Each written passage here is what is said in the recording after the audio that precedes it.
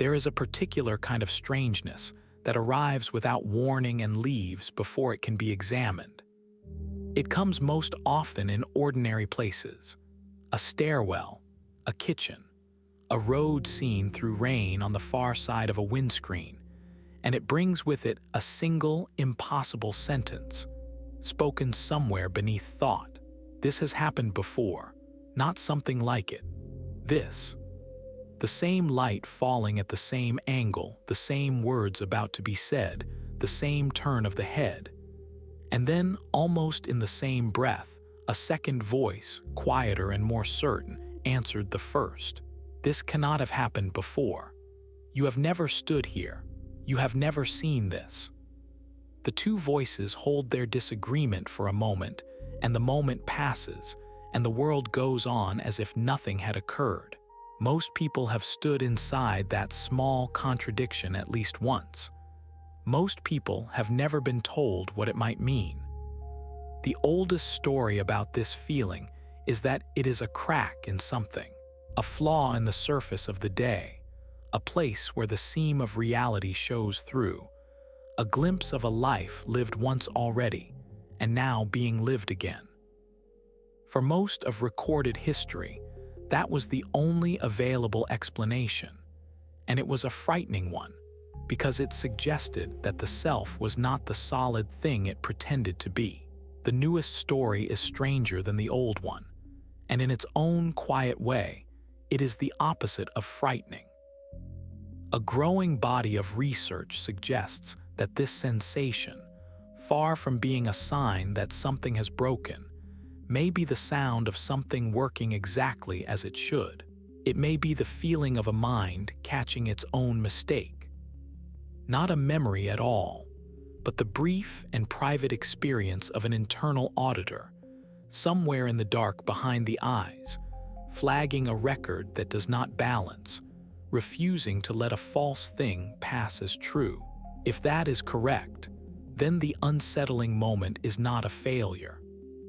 It is a small triumph of accuracy, witnessed from the inside in real time before it can be corrected and forgotten. That is the thread this long night will follow, slowly and without hurry, into the quiet machinery of remembering. The phenomenon has a name that almost everyone knows, and almost no one can fully define. Déjà vu, two French words meaning already seen. The name is far younger than the feeling, and the feeling is older than any name we have for it, older than writing, older, very probably, than our species. To understand why a sensation so common should remain so deeply unexplained, it helps to begin not with the answers, but with the texture of the thing itself, the precise shape of the strangeness, examined gently. The way one might turn an old photograph toward the lamp to see what the shadows have been hiding. Consider first what déjà vu is not. It is not the simple recognition of a familiar place. When a person returns to the house they grew up in, the familiarity that washes over them is welcome and explicable. They know why the rooms feel known. The memory and the feeling agree with one another, and the agreement is seamless, and nothing about it is uncanny.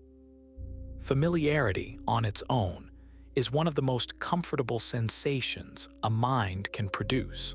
It is the warmth of the recognized face, the ease of the well-worn road, the quiet settling that comes when the present matches the past, and the match is understood. There is nothing eerie in that. We move through most of our lives wrapped in exactly that warmth, and we barely notice it, the way one barely notices the temperature of a room that happens to be comfortable. Déjà vu is what happens when that warmth arrives in the wrong place. It is familiarity that has slipped its moorings, familiarity detached from any reason for being there. The feeling insists that the present moment is known, deeply and specifically known, and yet the knowing has no source.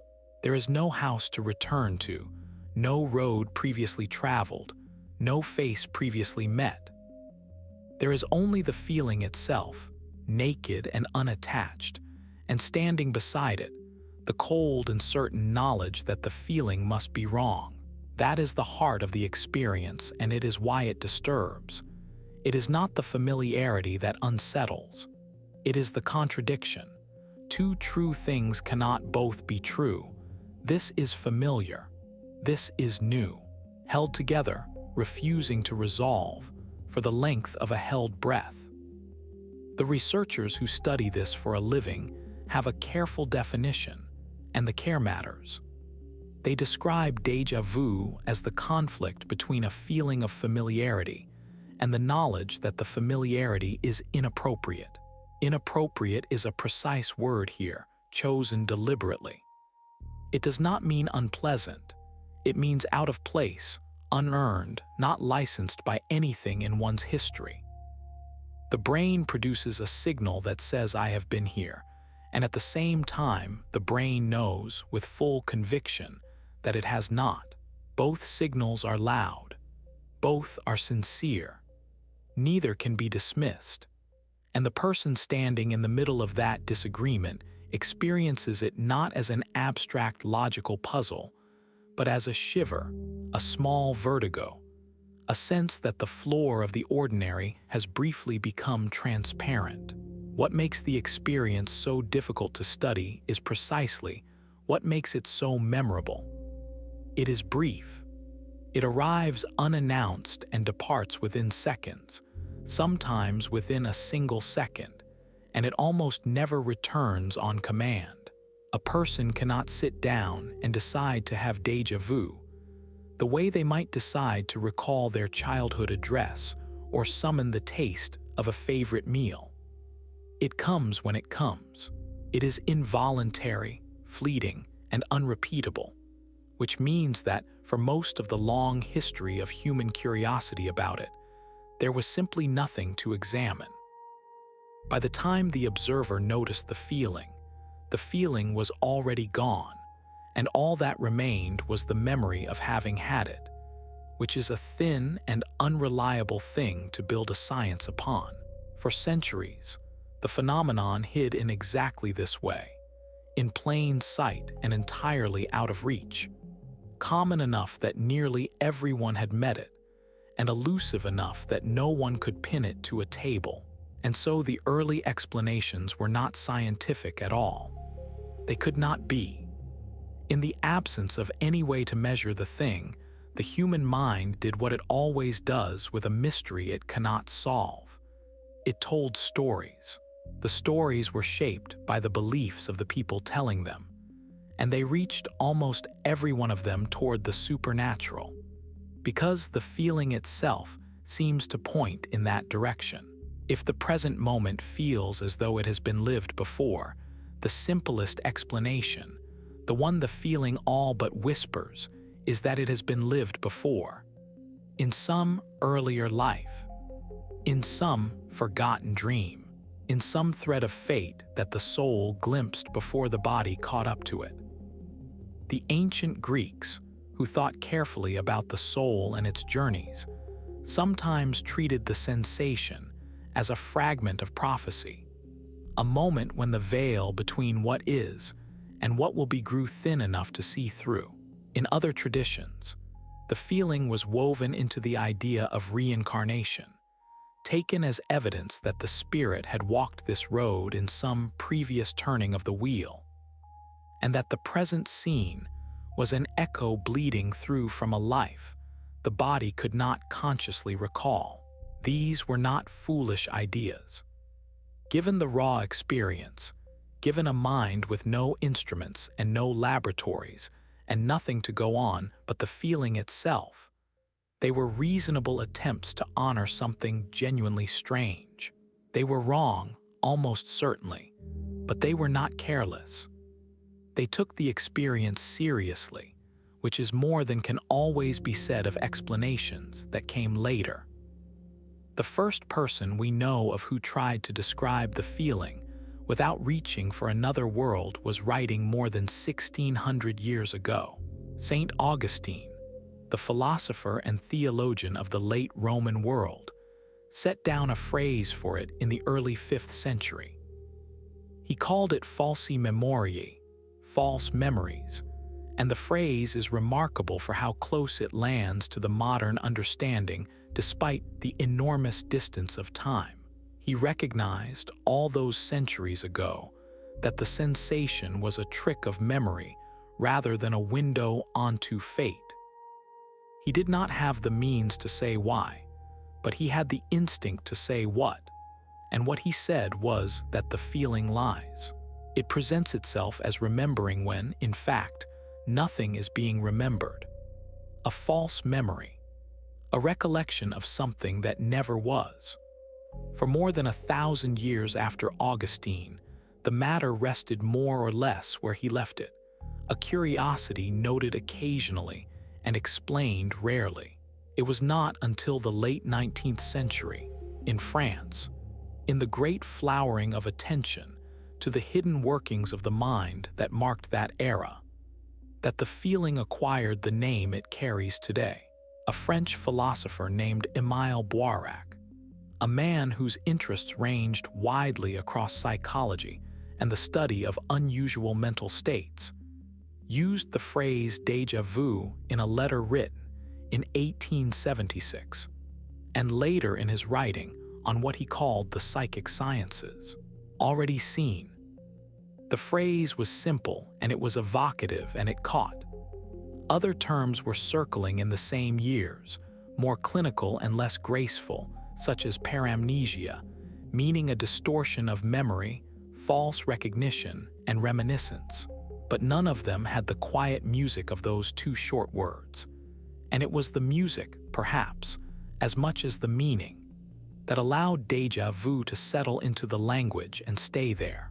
2 decades after Boirac, in 1896, a French neurologist named F.L. Arnaud stood before a medical and psychological society and argued for using the term in a properly scientific way, as a precise label for a precise experience, distinct from the broader and vaguer notion of false memory in general. The proposal was accepted, more or less, and from there the phrase passed out of the lecture halls and into common speech, where it has remained ever since, used now by people who have never heard of Boirac or Arnaud, and have no idea that the words they reach for were chosen, deliberately, by careful men in a careful age trying to name a thing that would not hold still. In the years that followed, scholars began to notice that the single phrase was being asked to cover several different experiences that were not quite the same. A psychologist named Arthur Funkhauser, working in the latter part of the 20th century, proposed dividing the family of feelings into separate kinds, each with its own name. There was déjà vécu, already lived, a deeper and more total sensation, the feeling not merely that a scene looks familiar, but that the entire unfolding moment is being relived, remembered as it happens, complete with the sense of knowing what comes next. There was déjà senti, already felt, a quieter cousin, the feeling that an emotion or a thought has been felt before in exactly this form. And there was déjà visité, already visited, the specific conviction that a place is known, intimately known, though one has never set foot in it. These distinctions matter, and the deepest of them, déjà vécu, will return later in this long night, because it marks the place where the ordinary strangeness tips over into something far more troubling, a darkness at the far edge of the map that most people will never have to enter. It is worth lingering a little longer in that late 19th century world, because it was a remarkable moment in the history of the mind. The moment when human beings first began, in a serious and sustained way, to turn the instruments of careful observation upon their own inner lives. The great French psychologists of the era, men who built the foundations on which all later psychology would rest, took these strange fugitive experiences seriously in a way no one had before. Theodule Ribot, one of the founders of the scientific study of memory, wrote about disorders and illusions of recollection, and helped establish the idea that memory was a biological function that could fail in lawful and describable ways, not a mystical faculty, but a thing of the brain, subject to disease and distortion like any other. Pierre Janet, another towering figure of the age, adopted the term déjà vu in his own writings and helped fix it in the scientific vocabulary, treating it as a genuine phenomenon worthy of study rather than a curiosity to be dismissed. The word paramnesia, meaning a distortion or falsification of memory, circulated alongside déjà vu in those years, and there was real debate about which term should prevail and about what precisely the experience was, whether a failure of memory or a lapse of attention or a disturbance of the sense of time or something else entirely. The questions they asked then are, in their essentials, the same questions still being asked now, which is a humbling thought that more than a century of patient work has refined the answers without finally settling them. The writers, meanwhile, had been describing the feeling long before the scientists found a name for it. Because writers are in the business of noticing exactly the kind of fleeting inner state that resists ordinary description. The great novelists of the 19th century captured it again and again. The sudden conviction that a scene, a conversation, a turn of events had occurred before, rendered in prose long before any laboratory existed that could have tested it. One famous passage, often cited by later scholars of the phenomenon, comes from a celebrated English novel of the period, in which the narrator describes the powerful sense of having already done and said the very things he is doing and saying, of having been surrounded by the same faces and objects and circumstances in some dim and indistinct past, of knowing perfectly what would be said next, as though he suddenly remembered it.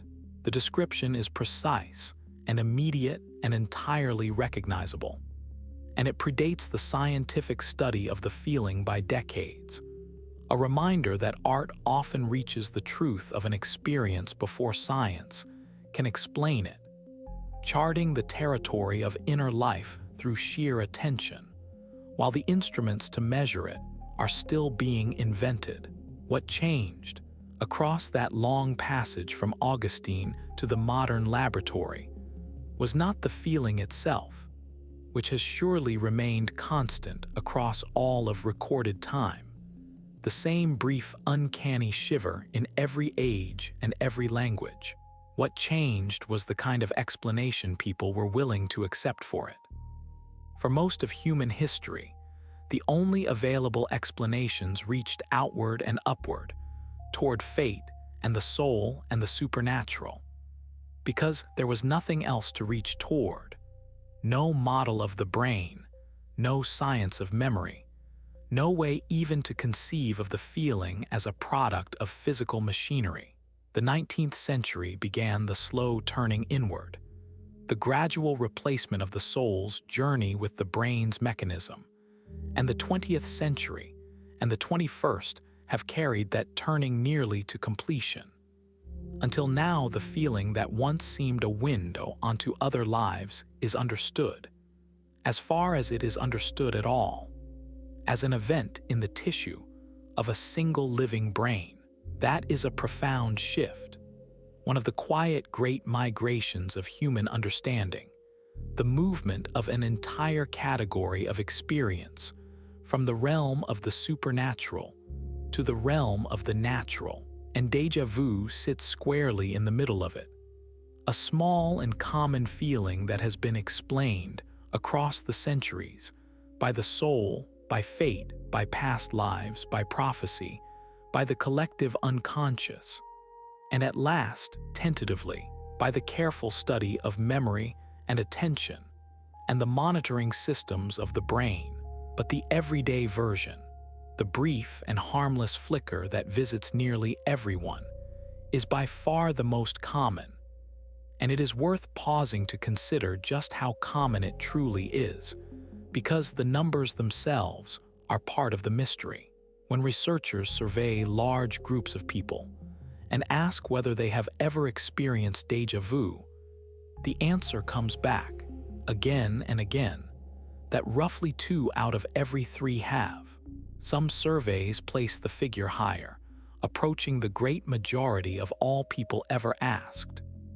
It is, by any measure, one of the most widely shared anomalous experiences the human mind produces. It is not rare. It is not the province of the unusual or the unwell. It is nearly universal, a feeling that crosses every border of language and culture and circumstance, reported in much the same terms by people who have nothing else in common. And yet within that near universality, there are patterns, and the patterns are strange. The feeling is not distributed evenly across a life. It comes most often to the young. The peak years for déjà vu fall somewhere in late adolescence and early adulthood, roughly between the ages of 15 and 25. And within that window, the experience is at its most frequent, arriving on average a couple of times a year for those who get it at all. After that peak, the frequency begins slowly to fall. By middle age, it is less common. In later life, it is rarer still. The general shape of the pattern is clear and well established, even if the reasons behind it remain debated, and the shape itself is a clue. One of the most important clues there is, because any honest theory of déjà vu has to explain not only why the feeling happens, but why it happens less and less as a person grows older. That single fact, the slow fading of the experience across the decades, turns out to point toward an answer that almost no one would guess. There are other patterns too, quieter ones. The feeling seems to visit some kinds of people more than others. Those who travel often report it more frequently, perhaps because travel constantly places the traveler in new environments that nonetheless echo, in their layout and arrangement, places already seen elsewhere.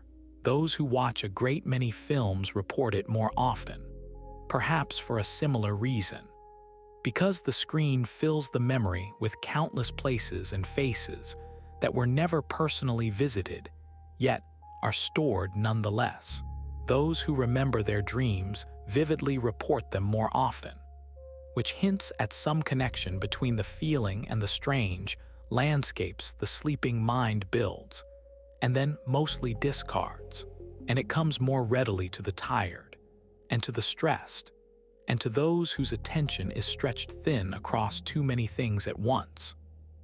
The feeling, in other words, is friendlier to minds that are full and minds that are weary, which again is a clue. And again it points somewhere unexpected, toward the idea that déjà vu is not a malfunction of a failing mind, but something closer to an overflow of a busy one. The connection with dreams deserves a moment of its own, because it is one of the oldest and most intuitive associations the feeling carries, and because it points toward a real and underexplored possibility. The sleeping brain is a tireless builder of worlds. Across a single night, it constructs scene after scene, place after place, face after face, vast and intricate environments assembled from the raw materials of memory and desire and fear. And then, with the coming of morning, it discards almost all of them. The overwhelming majority of dreams are forgotten within minutes of waking, gone so completely that the dreamer has no idea they ever occurred. But forgotten is not the same as never recorded. A dream may leave a faint trace, a residue, a dim configuration filed somewhere in the deep stores and never consciously retrieved. And if, weeks or months or years later, the waking world should happen to present a scene that matches that forgotten dream. In its layout, in its mood, in some hidden fragment of its arrangement, the match could trigger the familiarity system exactly as a forgotten waking experience would, producing a strong sense of recognition with no recoverable source, because the source was never a real place at all, but a place dreamed once and lost. Some part of déjà vu may be precisely this: the surfacing of forgotten dreams, the waking world brushing accidentally against the architecture of sleep. And it would explain why those who remember their dreams most vividly report the feeling most often. For they are the people whose dream worlds leave the deepest traces and are most likely to be brushed against again. It is worth pausing over the modern myth that has grown up around the feeling, because it is everywhere now, and it deserves a gentle and respectful answer. In the present age, when so much of life is mediated by machines and screens and simulated worlds, a particular interpretation of déjà vu has taken hold in the popular imagination. It is the idea that the feeling is a glitch, a flaw in the rendering of reality, evidence that the world itself is some kind of simulation, and that déjà vu is the moment one catches the simulation repeating itself, looping a fragment of its own code, showing the seam where the illusion was stitched together. It is a vivid image, and it has been carried by films and songs and 1,000 late-night conversations. And it speaks to a real and ancient intuition, the same intuition that drove the older stories of prophecy and past lives, the intuition that the feeling points outward, towards some flaw in the fabric of things, rather than inward, toward the machinery of one's own mind. The science offers no support for this idea, and it is worth saying so plainly and without scorn, because the people who reach for it are reaching for something genuine. The strangeness of the experience deserves to be taken seriously, and the simulation story takes it seriously in its way. But everything that has been learned points in the opposite direction. The feeling is not a property of the world. It is a property of the brain. It can be produced on demand by stimulating a patch of tissue, built to order from word lists and virtual scenes, traced to the firing of particular cells in particular regions, and watched glowing in a scanner. It arises differently in the young and the old, in the tired and the rested, in the dreamer and the traveler, in ways that track the condition of the mind and not the condition of reality. If déjà vu were a glitch in the world, it would not care how old you are, or how tired, or how often you remember your dreams. But it cares about all of these things intensely, because it is not a glitch in the world at all. It is an event inside a single skull, private and personal, and rooted in the particular machinery of one particular mind. And the seam it reveals is not a seam in reality, but a seam in remembering. The place where the mind's reconstruction of the past briefly shows the join. That is a humbler explanation than the simulation, and a stranger one in the end, because it locates the mystery not out there in the architecture of the cosmos, but in here, behind the eyes, in the quiet and fallible machinery by which each of us builds, moment to moment, the only past we will ever have. To make sense of all this, the modern science of déjà vu has had to find a way to bring the feeling into a room where it can be measured, and to describe it in language precise enough to test. And one of the most useful languages for that task turns out to be borrowed, not from biology or philosophy, but from the machines that human beings have built to remember things on their behalf. It is worth being careful here, because a metaphor is only a metaphor, and the brain is not a computer, whatever the convenience of pretending otherwise. But the comparison, handled gently and not pushed too far, illuminates a great deal. And it is the comparison that gives this particular account of déjà vu its peculiar resonance. The feeling on this view may be something very like a cache error. A cache, in the world of machines, is a small and fast store of information kept close at hand. When a system needs to do something quickly, it does not always go back to the slow and distant place where the full and authoritative version of the information lives. Instead, it keeps nearby copies of the things it expects to need, quick approximations, ready to hand, so that the answer can be produced in an instant rather than fetched at leisure. Most of the time, this works beautifully. The quick copy matches the true version, and the system is faster for having kept it. But sometimes the quick copy and the true version fall out of step. The cache returns something that no longer quite matches reality, a stale entry, a copy that has drifted from its source. And for a moment, the system holds two versions of the truth that do not agree. A well-built system notices this. It has ways of checking, ways of comparing the fast copy against the slow authority, and when the two disagree, it flags the disagreement and goes back to the source to set things right. That brief moment, the moment when the mismatch is detected and before it is resolved, is the part of the metaphor that matters most. Because the human mind, too, keeps fast copies, it does not relive the past from scratch each time it needs to recognize something. That would be far too slow, and the world moves too quickly to allow it. Instead, the brain runs a rapid, automatic process that produces a feeling of familiarity in an instant, a quick judgment, almost a reflex, that says known or not known long before any specific memory has been retrieved. This fast familiarity is enormously useful. It lets a person recognize a face across a crowded room before they could possibly name the person, and lets them feel the rightness of a place before they could describe why. It is the cache of recognition, the quick copy kept close at hand. And like any cache, it can return a stale entry. It can produce the feeling of familiarity in a situation where no familiarity is warranted, a false hit, a recognition with nothing behind it. And when it does, the slower and more careful system that handles actual remembering goes looking for the source, the way the well-built machine goes back to its authority and finds nothing. No memory, no prior occasion, no record at all.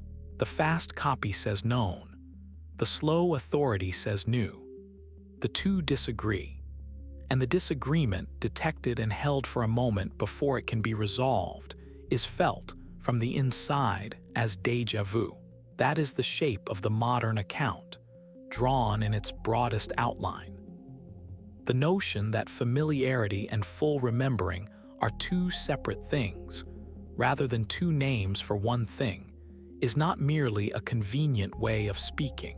It is a finding, established through careful experiment, and it underlies everything that follows. Researchers who study recognition have shown, over decades of work, that the mind can recognize that something is familiar without being able to identify what it is or where it was encountered, and that these two capacities can come apart cleanly, one present while the other is absent.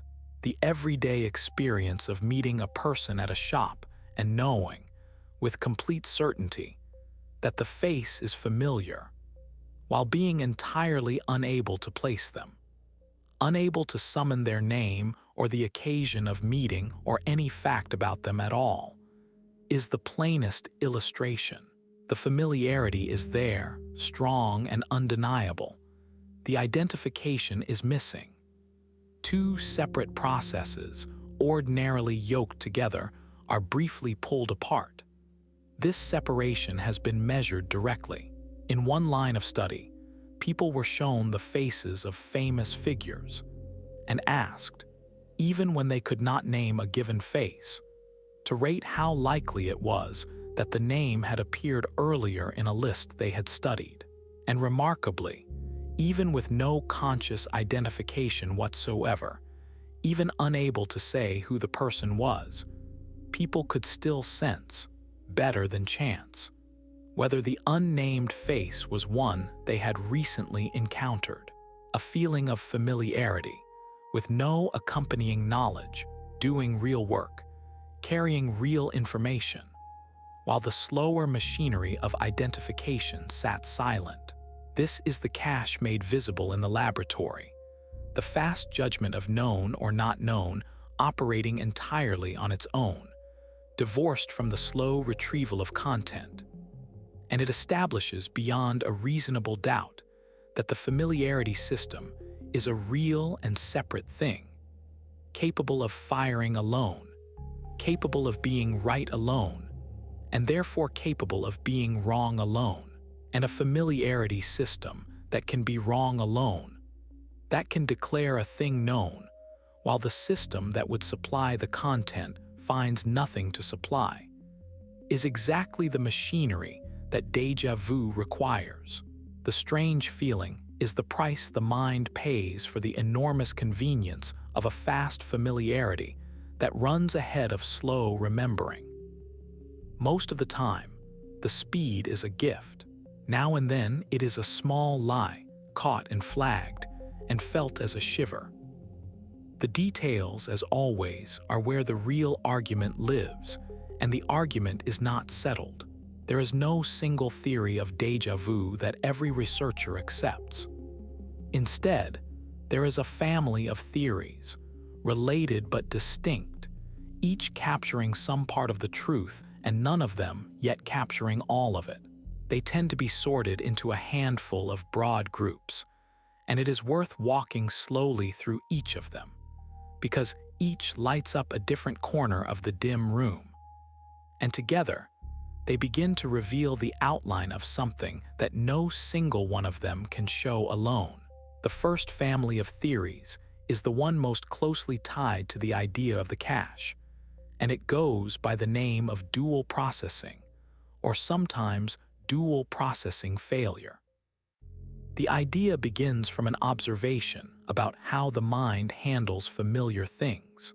There appear to be, in the act of recognition, two distinct processes running side by side.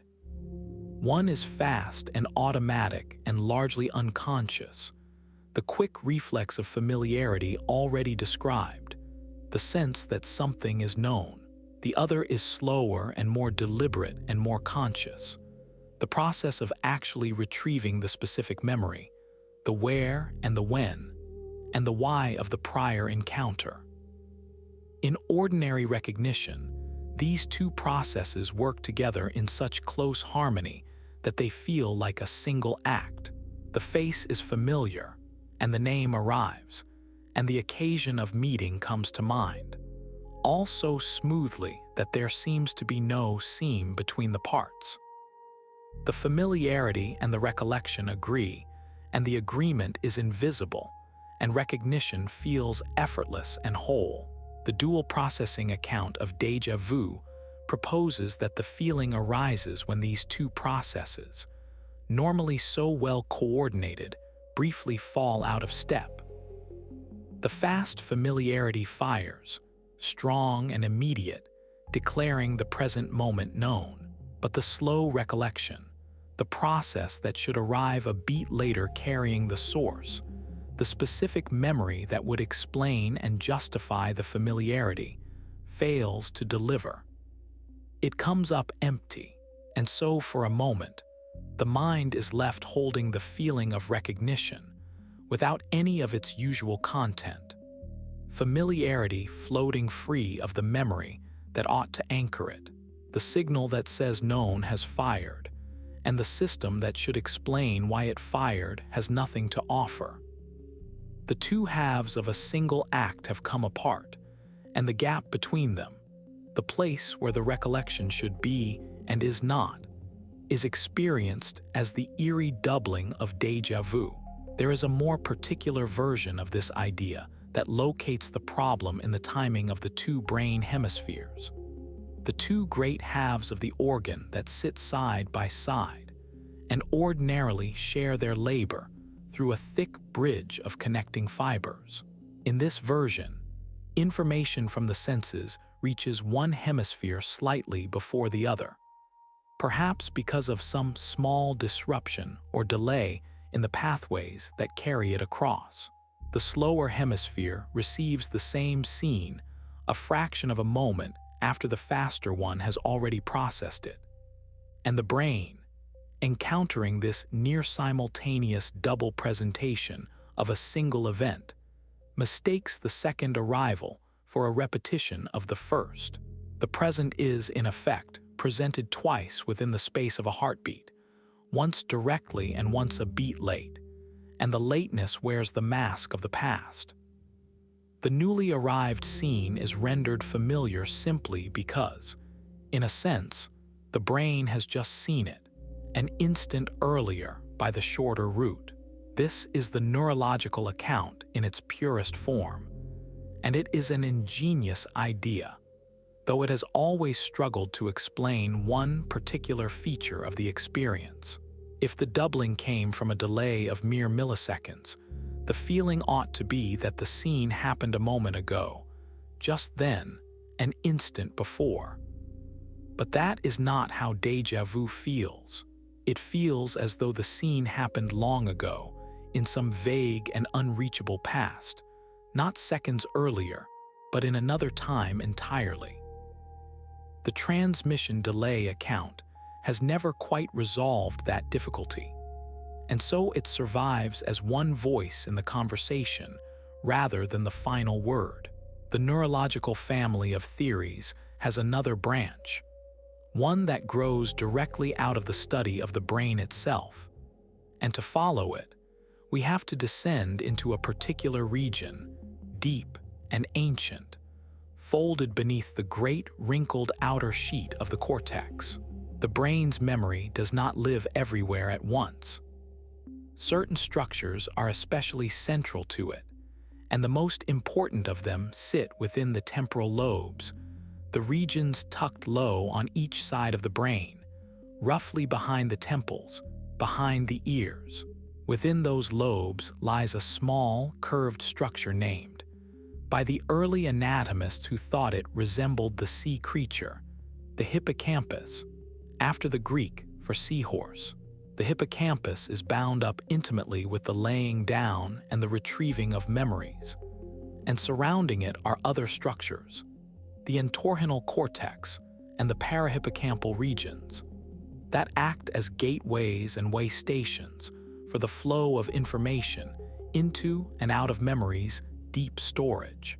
These are the rooms where remembering happens, the quiet back offices of the self, and it is here, many researchers believe, that déjà vu is born. The clue that led them there came, as medical clues often do, from people in whom the normal workings of the brain had been disturbed. There is a condition called temporal lobe epilepsy, a form of epilepsy in which the abnormal electrical activity of a seizure begins in or near those very temporal structures. And one of the most striking things about it, noted for well over a century, is that some people with this condition experience déjà vu, intense and unmistakable déjà vu, in the moments just before a seizure takes hold. The feeling arrives as part of what is called the aura, the strange constellation of sensations that can precede a seizure, like the change in the air before a storm. For these individuals, the déjà vu is not the ordinary fleeting flicker. It is stronger, longer, more total, and it can come wrapped in other sensations, a rising feeling in the body, a sense of fear, a quality of dreamlike unreality, sometimes the impression of voices or images that are not there. It is the same feeling that the rest of the population knows, recognizably the same in its essential character, but turned up far past the ordinary volume, and arising not from the gentle drift of normal memory, but from a small electrical storm in the temporal lobe. This connection was, for a long time, one of the few solid handholds the science of déjà vu possessed. If a seizure beginning in the temporal lobe could reliably produce the feeling, then the temporal lobe, and the memory structures within it, must be where the feeling came from. And there was an even more direct line of evidence, from the operating theater rather than the seizure. In the middle of the 20th century, a Canadian neurosurgeon working on patients with severe epilepsy developed a technique of gently stimulating the exposed surface of the brain with a small electrical current in order to map its functions before surgery. When he touched certain regions of the temporal lobe with that current, his patients, fully awake, reported sudden vivid experiences. Some heard music or voices. Some relived fragments of scenes from their past with hallucinatory clarity, and some reported precisely the feeling we are following through this long night. The sudden conviction that the present moment was deeply familiar, that all of this had happened before. The feeling could be evoked, in other words, on demand, by the touch of a current to a particular patch of tissue. That was a profound discovery. It meant that déjà vu, whatever else it was not a message from beyond, not an echo of a past life or a thread of prophecy, but a state of the brain, producible by physical means, rooted in the firing of particular cells in a particular place. Later and more precise work narrowed the location still further.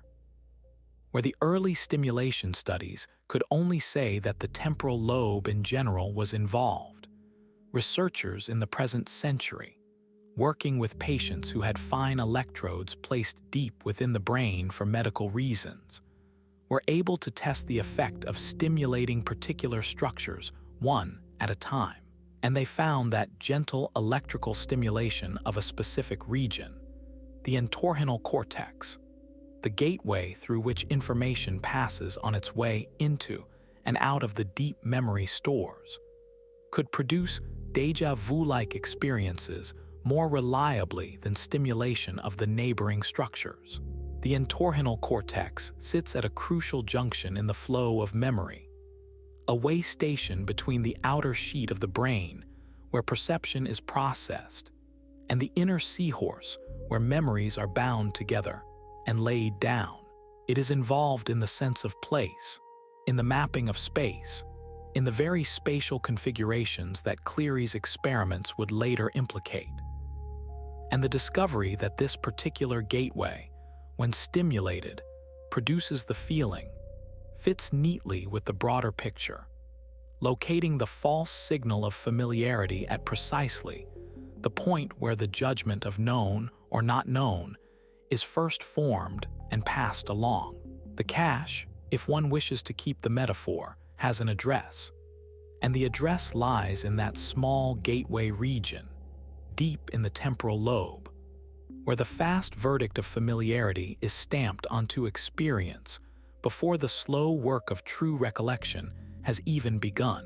There is one further piece of the neural picture worth holding, which is that the laying down of a memory is not a single instant, but a process extended in time. When something is first experienced, the trace of it is fragile, held loosely, easily disturbed. Over the hours and days that follow, and especially during sleep, that fragile trace is gradually strengthened and stabilized, woven more deeply into the fabric of the brain, in a process called consolidation. A memory, in other words, is not finished at the moment it is made. It continues to be built long after the experience that gave rise to it has ended. And this slow building, this extended and partly hidden process, leaves many opportunities for traces to be laid down faintly. incompletely, in ways that never reach full consolidation and never become retrievable memories, yet remain present enough to generate a feeling of familiarity if something should later brush against them. The deep stores are full of such half-formed traces, the residue of moments half attended to and dreams half remembered and experiences interrupted before they could be properly filed. And any one of them, stirred by a matching present, can send up the unsourced familiarity that the monitoring system will catch and flag, and the conscious mind will feel as the brief, strange shiver of already seen. It is worth pausing here to say something gently and clearly, because the connection between déjà vu and epilepsy can sound alarming, and it should not be allowed to. The ordinary déjà vu that most people experience, the brief flicker in the stairwell, is not a sign of epilepsy or of any other illness. It is a feature of the normal, healthy brain, shared by the great majority of perfectly well people, and its presence indicates nothing wrong. The link with temporal lobe epilepsy is real and scientifically valuable, but it concerns a particular and recognizably different form of the experience, one that is more intense, more prolonged, more frequent, and accompanied by other unusual sensations, and one that occurs in a small number of people for medical reasons that have nothing to do with the everyday flicker. The healthy version and the seizure version share a family resemblance, and studying the rare and dramatic form has taught researchers a great deal about the common and gentle one. Much as studying a fault that breaks a machine entirely can reveal how the machine works when it runs, but the common flicker is benign. It is, as we will come to see, very possibly a sign of a brain working well rather than badly, and there is no cause for unease in it whatsoever. With the location established, at least in broad terms, researchers could begin to ask what was actually happening in those temporal structures when the feeling arose.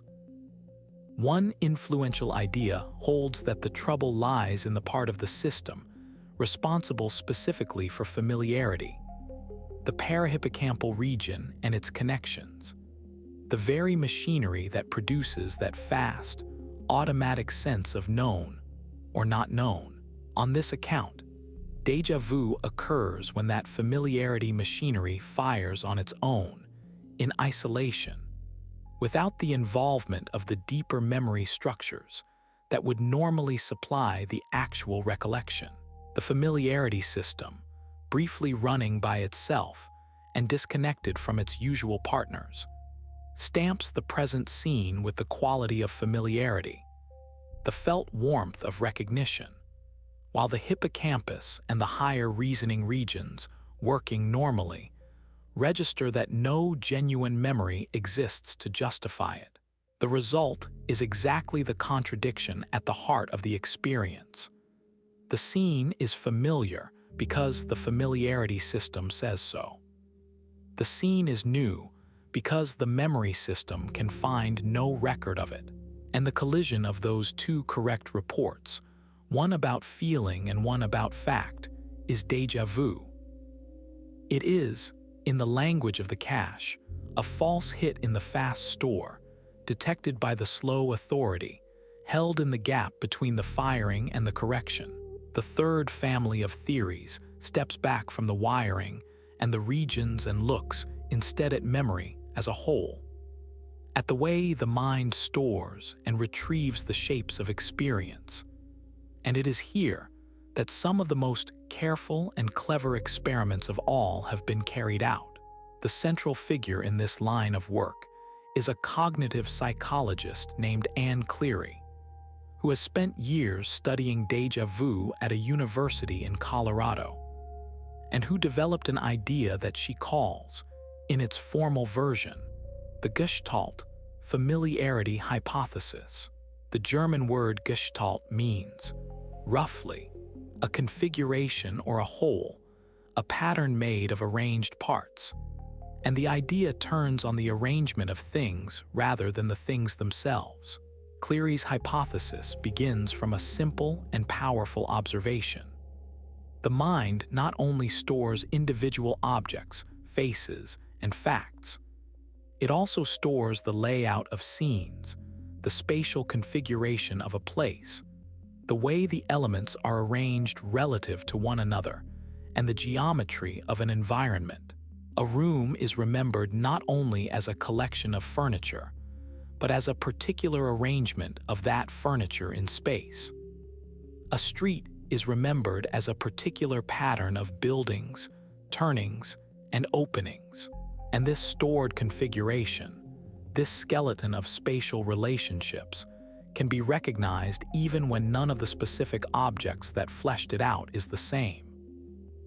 Two completely different places, with completely different contents, can nonetheless share the same underlying arrangement, the same geometry, the same gestalt. And when a person enters a new place whose spatial layout secretly matches that of some place they have seen before, the matching configuration can trigger the brain's familiarity machinery, producing a strong feeling of recognition, even though the conscious mind, looking only at the unfamiliar surface contents, can find no specific memory to account for it. The skeleton matches. The flesh does not. And the mismatch between a felt familiarity that comes from the hidden skeleton and a conscious bafflement that comes from the visible surface is, Cleary proposes, one genuine source of déjà vu.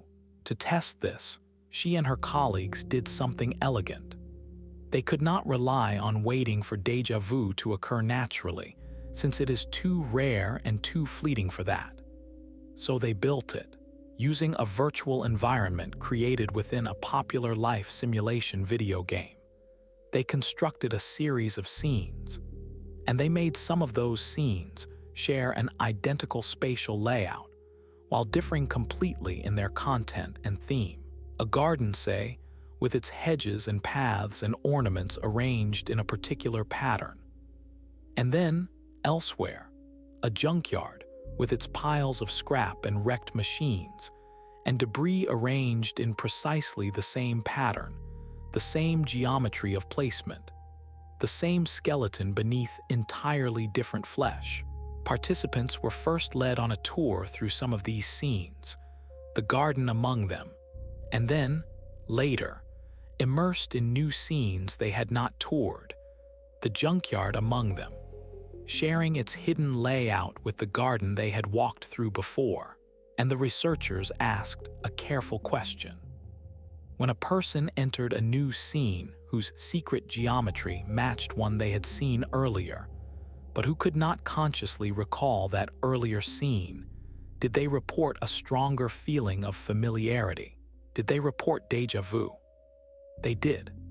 Again and again, when participants failed to consciously recall the earlier scene that shared the layout, but were nonetheless immersed in a new scene built on the same spatial skeleton, they gave higher ratings of familiarity, and they were more likely to report the feeling of déjà vu than when the new scene shared no hidden geometry with anything they had seen. The configuration was doing the work, silently, beneath awareness. The brain was recognizing the match in the arrangement, even as the conscious mind found nothing it could name. Here, in a laboratory, under controlled conditions, was déjà vu being manufactured to order, traced to a specific and measurable cause. The silent recognition of a spatial pattern whose source could not be recalled. The cache had returned a hit, the geometry of the garden surfacing as a feeling in the junkyard, while the slow authority searched for the garden and came back empty-handed. This experimental success is among the most important achievements in the whole study of déjà vu, because it converted the feeling from something that could only be talked about into something that could be made to happen and studied as it happened. And it carried within it the seed of an even stranger finding, one that reaches into the most uncanny corner of the whole experience. The sense, which often accompanies déjà vu, that one knows what is about to happen next. Many people report that when the feeling strikes, it brings with it not only the conviction that the moment has occurred before, but a premonition, a sense of being able to foresee the next turn of events, as though, having lived this before, one must surely know how it goes. It is this feature, more than any other, that gives déjà vu its supernatural flavor and feeds the old stories of prophecy and foresight. Cleary's laboratory was uniquely positioned to test whether that foresight was real. Since the researchers had built the scenes themselves, they knew exactly what came next at every turning. So when a participant, in the grip of a manufactured déjà vu, reported a strong feeling that they knew which way the path ahead would turn, the researchers could simply check whether they were right, and the answer, gently and completely, was no. The people who felt the premonition most strongly were no better at predicting the next turn than they would have been by pure guessing. The feeling of foresight was vivid and convincing, and entirely without substance. It was, in the researchers' careful phrase, just a feeling, a sensation of knowing the future generated by the same misfiring familiarity that produced the déjà vu itself, and carrying no actual knowledge of the future at all. The premonition is real as an experience and empty as a prophecy. It is the false confidence of a witness who is certain and mistaken, the cache returning not only a stale image, but a stale conviction about what comes next, a conviction with nothing behind it. This is a quietly profound result, and it deserves to be held for a moment in the dim light. It means that one of the most haunting features of déjà vu, the sense of foreknowledge that has launched 1,000 mystical interpretations, is itself a symptom of the same illusion, not a separate gift layered on top of it. The feeling that one can see what is coming is part of the false memory, not evidence against it. The mind, having mistakenly tagged the present as already lived, naturally extends the mistake forward, reasoning beneath thought, that if this has happened before, then surely what follows is known too, and it feels known, and it is not. The whole structure of the experience, the familiarity, the foreboding, the sense of standing in a moment foretold, dissolves under examination into a single fault in the machinery of memory. A fault that produces conviction without content, certainty without cause.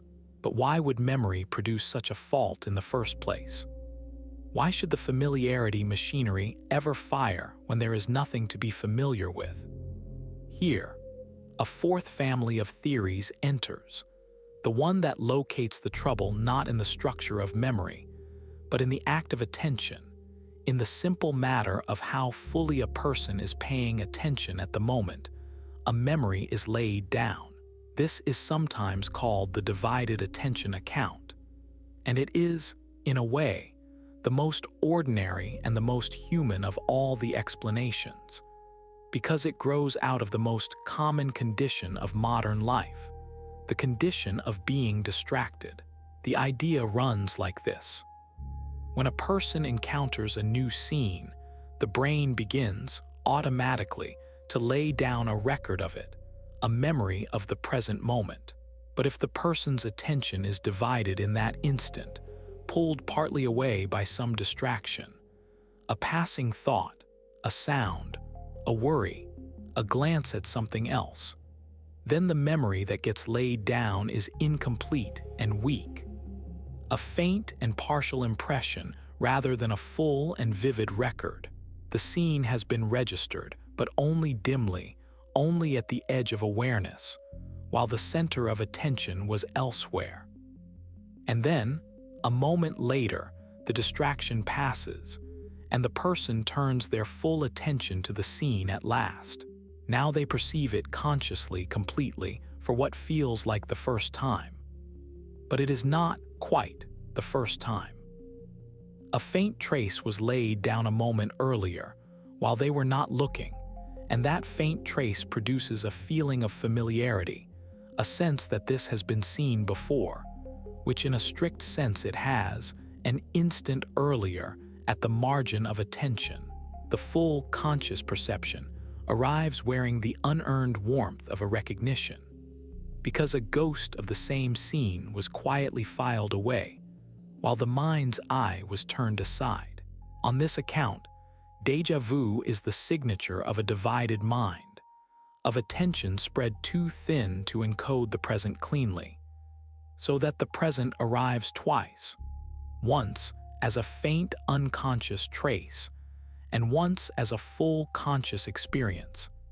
And the faint trace lends its borrowed familiarity to the experience that follows. It is, in the language of the cache, a corrupted right, a record laid down badly, half-formed, while the system was busy elsewhere, so that when the same data arrives again to be properly stored, the system finds a flawed copy already present and reads it as evidence of a prior encounter. This account fits beautifully with the observation that déjà vu comes more readily to the tired and the stressed and the overburdened, to people whose attention is fragmented across too many demands, because those are precisely the conditions under which the present is most likely to be encoded poorly, in scattered fragments, while the mind is pulled in several directions at once.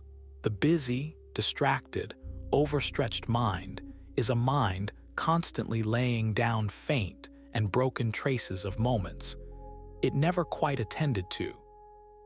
And any one of those broken traces can later surface as the strange warmth of an unearned familiarity. There is yet another image that researchers have reached for to capture the way a partial match can produce a feeling of wholeness, and it is one of the most evocative in the entire field. It comes from the physics of the hologram. A hologram is a particular kind of image, recorded in such a way that the information about the whole scene is distributed across the entire recording, so that even a small fragment of the hologram, if illuminated correctly, can reconstruct the whole image, though more dimly, and with less detail than the complete recording would. The whole is present in a faint and ghostly way within every part. Two researchers, considering how memory might work, suggested that human memory might share something of this quality, that a memory might be stored in such a distributed way that a mere fragment of a past experience, a single matching detail in the present, could be enough to reconstruct, faintly, the felt sense of the whole prior experience. On this view, déjà vu happens when some small detail of the present moment, a smell, a quality of light, an arrangement of sounds, an angle, matches a corresponding fragment of some stored memory, and that single matching fragment is enough to call up, holographically, the dim ghost of the whole prior experience to which it once belonged, even though the rest of that prior experience cannot be consciously recalled and may never have been strongly stored in the first place. The fragment lights up the whole, faintly, the way a sliver of hologram lights up the entire scene, and the faint, reconstructed whole arrives as a wash of familiarity with no recoverable source. The present matches the past in a single hidden detail, and the single detail drags the entire ghost of familiarity along behind it.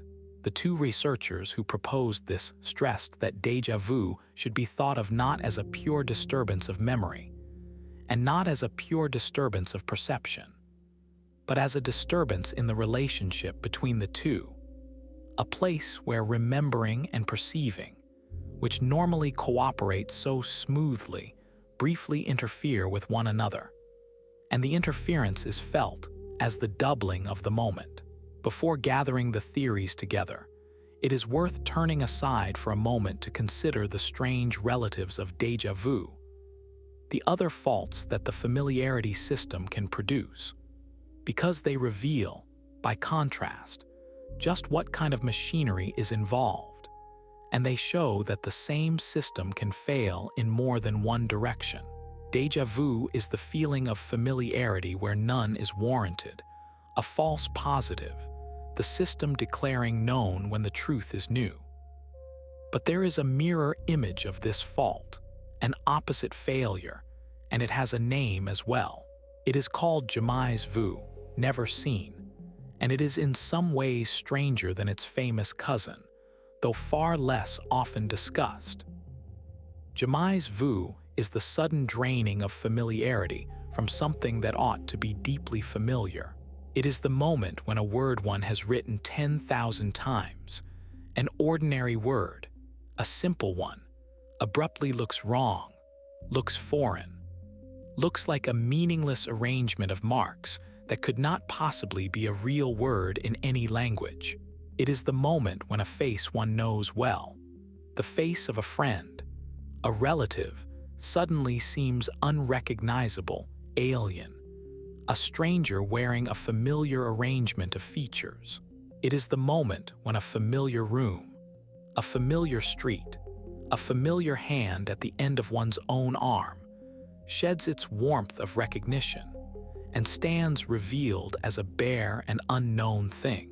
Where déjà vu adds familiarity that should not be there, jamais vu strips away familiarity that should. The first is the cache returning a hit where there should be none. The second is the cache returning nothing where there should be a hit, a familiar thing failing to be recognized as familiar, the warmth of the known suddenly and inexplicably withdrawn. Researchers have manufactured jamais vu in the laboratory too, and the method is almost comically simple. They ask people to write a single common word over and over and over, the same word, dozens of times, without stopping, and within a minute or two, the word begins to come apart. It loses its meaning. It stops looking like a word at all. The familiarity that normally clothes it drains away under the relentless repetition, and the writer is left staring at a string of letters that has become, briefly, utterly strange. The effect is reliable, and it is unsettling in its own quiet way, and it teaches the same lesson that déjà vu teaches from the opposite side. The feeling of familiarity is not a fixed property of the world. It is a signal generated by the brain, a judgment that can be produced where it does not belong and withdrawn where it does.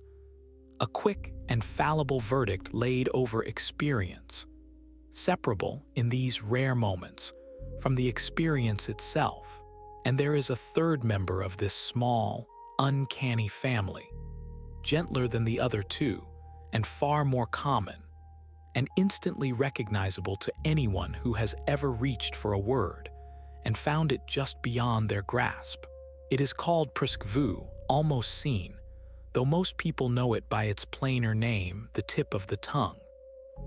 It is the state of knowing that one knows something, a name, a word, a fact, and being unable for the moment to retrieve it. The knowledge hovering just out of reach, felt but not grasped, present and absent at once.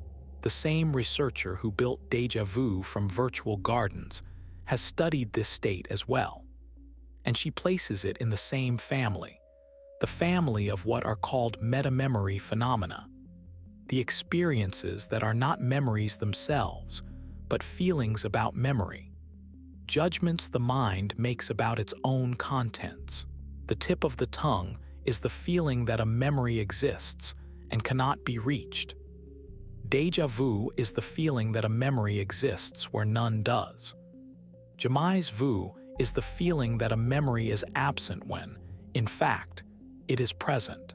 Each of them is a glimpse of the mind monitoring itself, forming verdicts about its own knowing, and each of them, now and then, gets the verdict wrong, and the wrongness is felt as one of these small, strange states that haunt the edges of ordinary experience.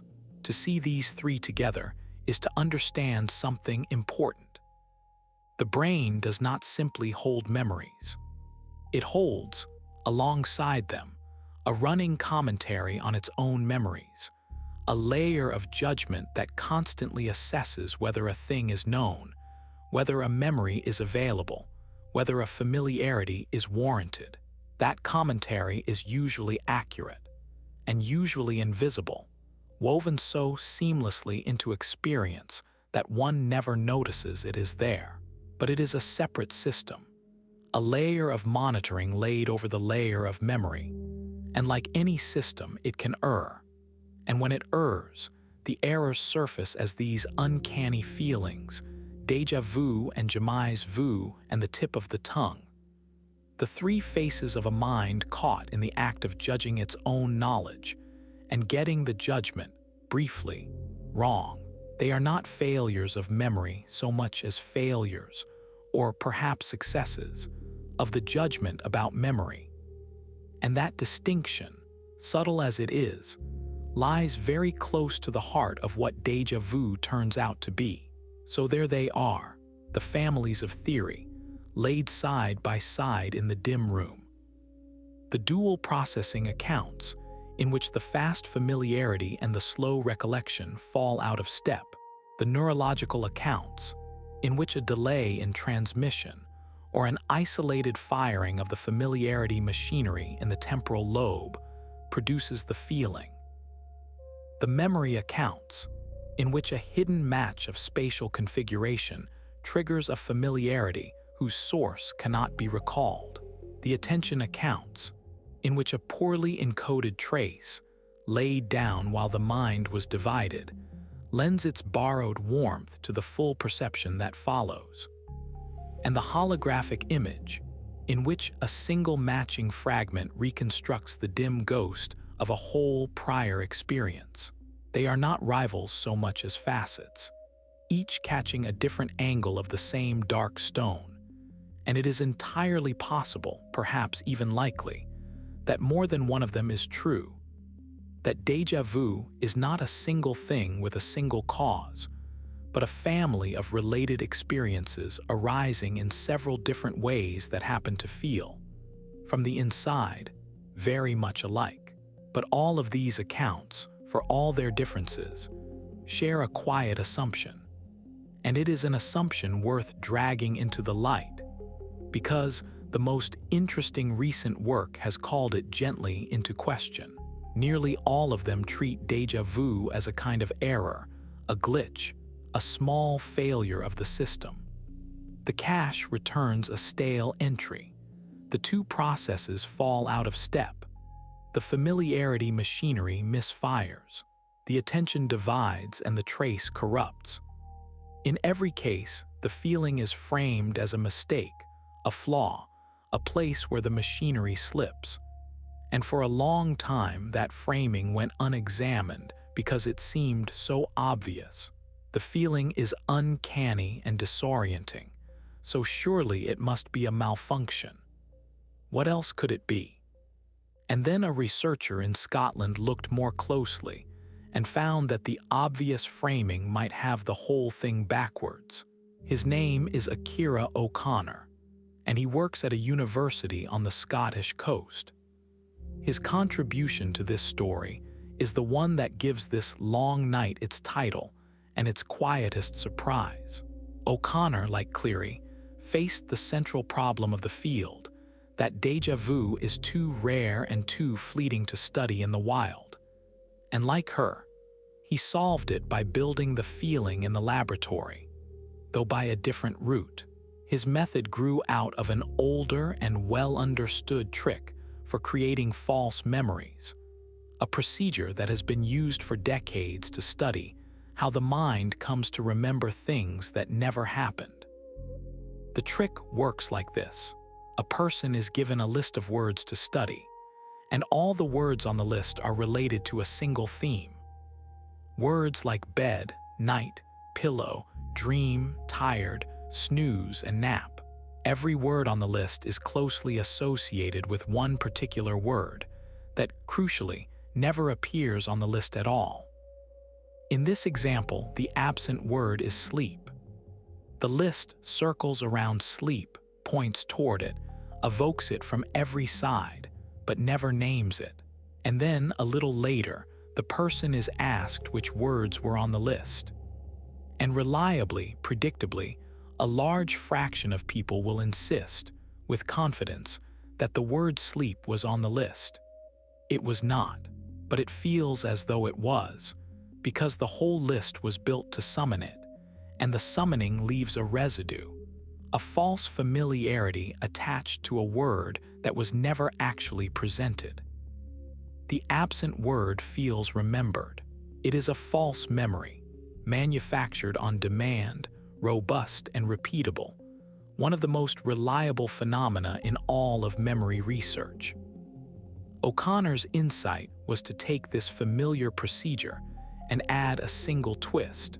He arranged things so that, at the moment of testing, people would feel the false familiarity of the absent word, and at the same time, know that it had not been presented.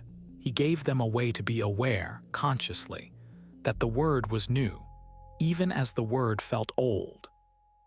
And in doing so, he recreated in the laboratory the precise signature of déjà vu, the collision of a strong feeling of familiarity with the simultaneous knowledge that the familiarity is false, not a false memory accepted as true, but a false familiarity caught in the act, recognized as false even as it is felt. The participants, in effect, experienced the absent word as familiar and knew it should not be, and reported the strange, doubled feeling that everyone recognizes. He was able to produce this manufactured déjà vu in a large share of the people he tested, well over half. A strike rate good enough to do something that had never properly been done before. He could put people into a brain scanner and watch what happened in the brain at the very moment the feeling occurred. And what he found overturned the comfortable assumption. When a person reported déjà vu inside the scanner, the regions of the brain that lit up most strongly were not the regions of memory. They were not the hippocampus, not the deep temporal structures where memories are stored and retrieved. Those memory regions, which everyone had assumed would be the seat of the feeling, were not the ones driving it. Instead, the activity appeared in the frontal regions of the brain, the areas toward the front of the skull that are associated not with memory, but with decision-making, with monitoring, with checking and resolving conflicts. The anterior cingulate, the medial prefrontal cortex, and the frontal midline are regions whose business is to watch over the mind's own operations and to flag inconsistencies when they arise. These were the regions active during déjà vu, not the storehouses of memory, but the supervisors of memory. Not the records, but the auditor reading the records. The implication was startling, and O'Connor stated it carefully, because he is a careful man who has spent years gently correcting the more excitable versions of his own findings as they ricocheted through the world. The implication was that déjà vu might not be a failure of memory at all. It might be the brain's quality control system doing its job. The frontal regions on this reading are constantly monitoring the contents of memory, watching the stream of familiarity signals as they arise, checking each one against the record, looking for errors, for things that feel familiar but should not, for the stale entries returned by the fast cache. And when one of these systems detects such a conflict, a familiarity that does not match any genuine memory, it raises a flag. It signals the discrepancy. It says, in effect, something here does not add up. This feeling of familiarity is not supported by the record. Do not trust it. And that flag, That internal signal of a detected and resolved conflict is what we experience from the inside as déjà vu. On this account, the feeling is not the error. The feeling is the catching of the error. It is not the cache returning a stale entry. It is the verification system noticing that the cache returned a stale entry and refusing to let it stand. The strangeness that washes over a person in the stairwell is not the sound of something breaking. It is the sound of something working, a system checking itself, comparing the fast copy against the slow authority, finding a mismatch, and correcting it before a false memory can be allowed to form. Déjà vu, in this light, is the conscious awareness of a quiet act of self-correction, a glimpse of the mind keeping its own records honest, witnessed in the brief instant between the detection of the fault and its resolution. A colleague of O'Connor's, a memory researcher working in Canada, put the point simply when he observed that there may be a kind of conflict resolution going on in the brain during déjà vu. The phrase is plain, and it carries a great deal. Conflict resolution. The brain encounters a conflict between what it feels and what it knows, between the false familiarity and the true record, and it resolves the conflict in favor of the truth. And the resolving of that conflict, the brief flaring of the regions whose job is to detect and settle exactly such disputes, is the experience itself. The mind in déjà vu is not lost. It is precisely the opposite of lost. It is paying attention, checking its own work, catching itself in a small mistake, and quietly fixing it, all in less time than it takes to draw a single breath. If this is right, and the evidence increasingly suggests that it captures at least a large part of the truth, then it transforms the meaning of the whole experience. The unsettling quality, the sense of something wrong, turns out to be the feeling of something right. The person who experiences déjà vu is not glimpsing a crack in reality. They are watching, from the only seat in the house, the inner workings of a system that refuses to be fooled. A system that would rather flag a momentary confusion than let a falsehood quietly enter the record of a life. There is something almost tender in that, when one sits with it in the dark. The mind, working away in its dim back rooms through every hour of every day, checking and rechecking, comparing the quick copies against the slow truths, occasionally letting a single flicker of its diligence rise high enough into awareness to be felt. Déjà vu is that flicker. It is the diligence that becomes briefly visible. And now, at last, that strange demographic pattern from the beginning of the night begins to make sense. The pattern that any honest theory had to explain. The feeling comes most to the young and fades with age. For a long time, this was a puzzle. If déjà vu were simply an error, a malfunction of memory, one might expect it to grow more common with age, since memory errors of all kinds tend to increase as the years accumulate, and the machinery of recollection grows less reliable. The old forget more, misremember more, and confuse more. So if déjà vu were a memory error, the old should have more of it, not less. But they have less, and the error account could never quite explain why. The conflict detection account explains it effortlessly, and the explanation is the most quietly beautiful thing in this whole story. If déjà vu is not an error but the catching of an error, then it requires a sharp and well-functioning monitoring system, an alert internal auditor capable of noticing the discrepancy and raising the flag. And that monitoring system, like everything else, is at its sharpest in youth and grows gradually less efficient with age. The young brain, with its keen and vigorous error checking, catches the false familiarities and flags them, and the flagging is felt as déjà vu. The older brain, whose monitoring has dimmed, lets more of those false familiarities slip by uncaught, unflagged, unfelt. The fading of déjà vu with age is not the fading of errors. It is the fading of catching errors. The young have more déjà vu, not because they make more mistakes, but because they catch more of them. The feeling is a sign of vigilance, and vigilance is a young brain's gift. And as the gift slowly diminishes across a life, the feeling diminishes with it.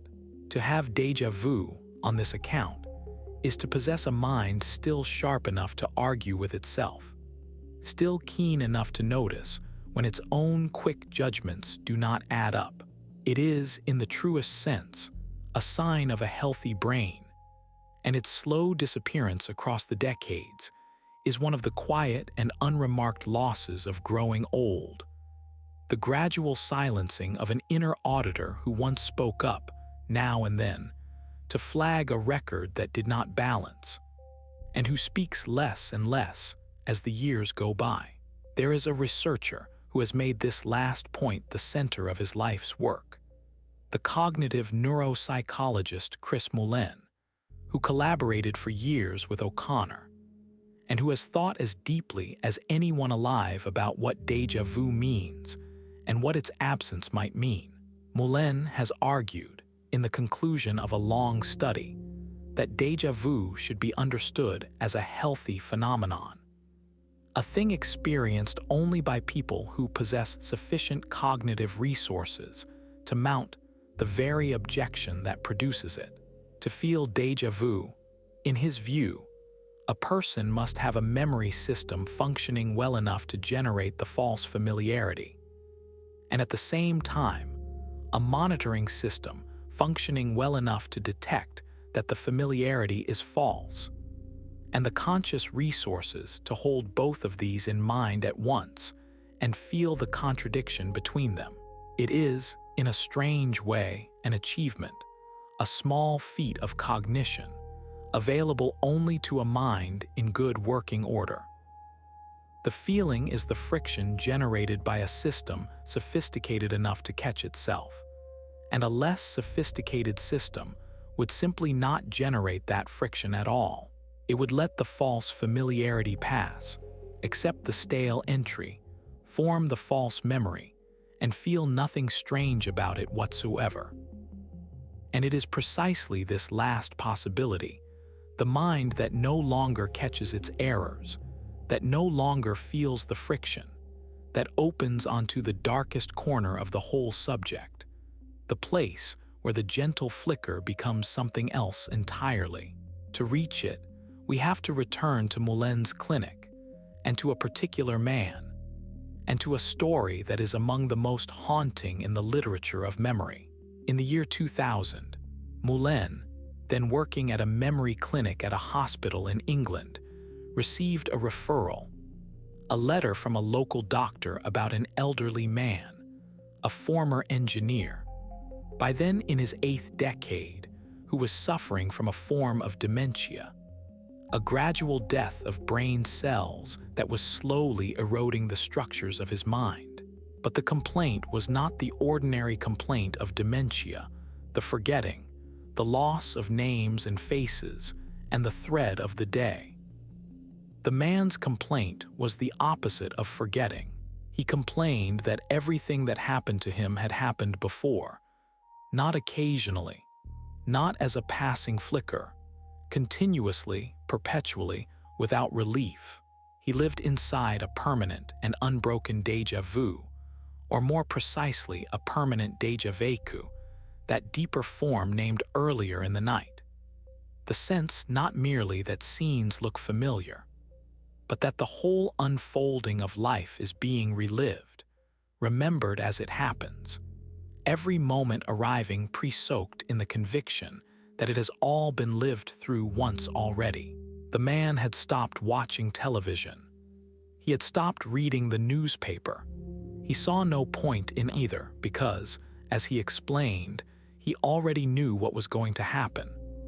He had, he believed, seen it all before. His wife described him as a person for whom everything in life had the quality of repetition, of recurrence, of an endless second time around. And here is the detail that turns the story from sad to genuinely frightening, told gently, as everything in this long night must be told gently. The man had lost the ability to know that the feeling was false.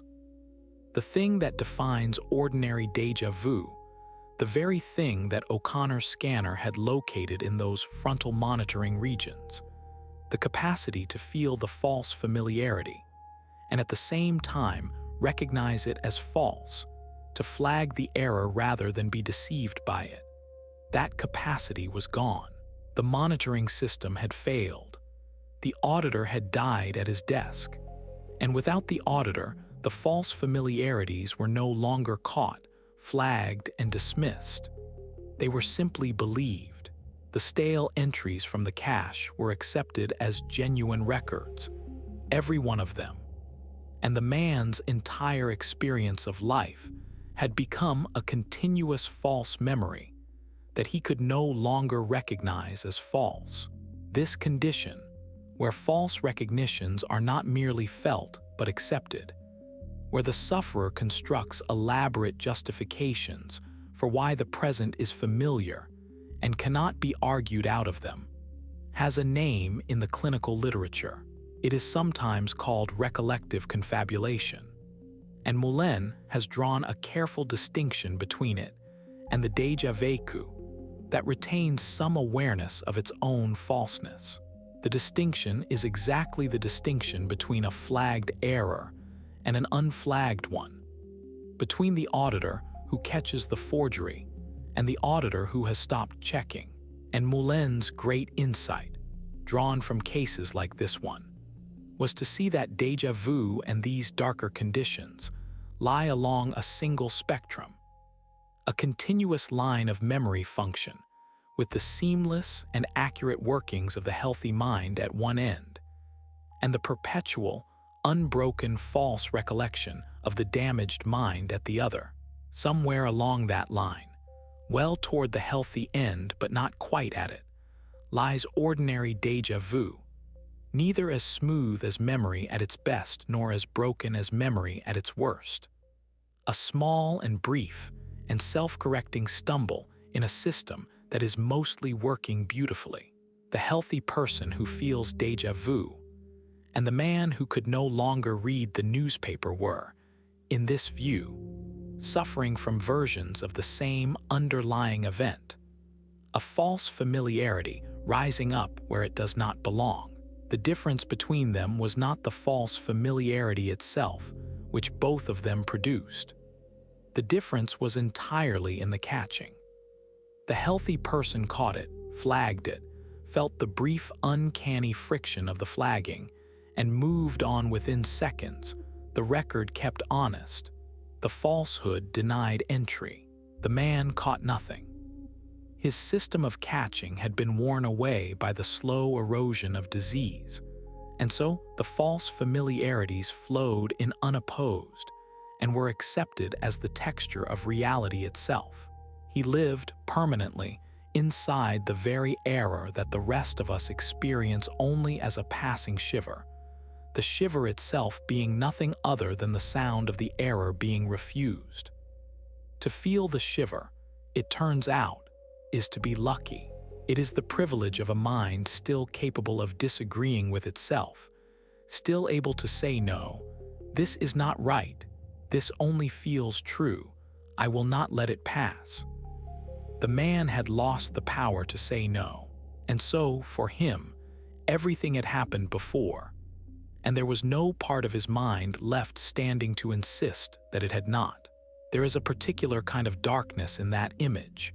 The engineer in his armchair, the unread newspaper, the television gone silent, a life in which nothing could ever be new again, in which every sunrise was a rerun and every conversation a repetition, and every moment soaked through with the exhausting, inescapable certainty of having been here before, forever, with no way out and no part of the self left to doubt it. It is a darkness worth sitting with quietly, because it throws the ordinary experience into such gentle relief. The next time the feeling comes, the brief flicker in the stairwell, it might be received not as a disturbance, but as a small reassurance, a sign that the auditor is still at his post, still reading the records by the light of a single lamp, still willing to flag a forgery and refuse it entry. The flicker is the sound of a mind that has not given up its hold on the difference between what is true and what merely feels true. And that difference, the thin and precious line between the felt and the real, is among the most important things a mind possesses, and one of the easiest to lose, and one whose loss, when it comes so quietly that the person losing it is the last to know. There are other versions of the chronic experience that are gentler than the engineer's, and they are worth knowing, because they complete the picture and they restore some balance to the darkness. Moulin and his colleagues have also described younger people, people without dementia, who experience persistent or recurrent déjà vu, sometimes in connection with anxiety, and who differ from the engineer in one crucial respect. They retain the awareness that the feeling is false. They feel the familiarity strongly and frequently and distressingly, but they know it is not real, and their underlying memory remains intact and accurate. Their auditor is still working. What has changed is not the catching, but the frequency of the errors needing to be caught, perhaps driven by the heightened arousal and inward attention that anxiety brings. These cases sit at a different point on the spectrum, closer to the healthy end. The monitoring systems still sound even as the familiarity machinery fires too often, and they show that the line from health to illness is not a single drop, but a gradual slope, with many stations along the way, and that the presence of the feeling, even in excess, is not the same as the loss of the truth.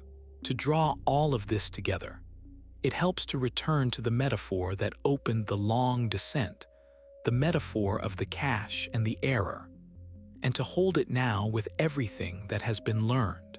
A cache, again, is a fast store of quick copies, kept close at hand for speed, and its great usefulness lies in not having to return to the slow authority every single time. The brain's familiarity system is something very much like such a cache, a fast and automatic generator of the feeling of recognition, running far ahead of the slow and effortful process of actually retrieving a memory.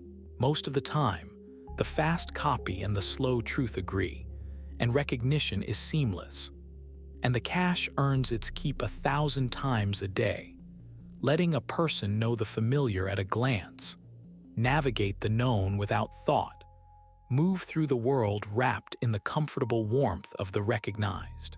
But sometimes the cache returns a stale entry, a familiarity with no memory behind it, a quick copy that has drifted from any source. And in a well-built system, that is not the end of the story. In a well-built system, there is a checking process, a verification, a comparison of the fast copy against the slow authority. And when the two disagree, the disagreement is caught, flagged, and resolved, and the false copy is denied the right to become a permanent record. Déjà vu, on the best current understanding, is the conscious shadow of that checking. It is the brief moment when the verification fires, when the monitor notices that a familiarity has arisen without a source, when the auditor looks up from the records and says, quietly, "This does not balance." The feeling is not the stale entry. The feeling is the catching of the stale entry. And like all the deepest truths about the mind, it is at once humbling and consoling. Humbling, because it reveals how much of what we take to be the solid recall of the past is in fact a fast and fallible approximation, a cache of quick copies that can drift and err and return things that were never there, and consoling, because it reveals that the mind knows this about itself, that it does not simply trust its own quick copies but checks them, audits them, catches them when they fail, and that the strange, uncanny shiver we feel a few times a year is nothing more sinister than the sound of that checking rising briefly into the light.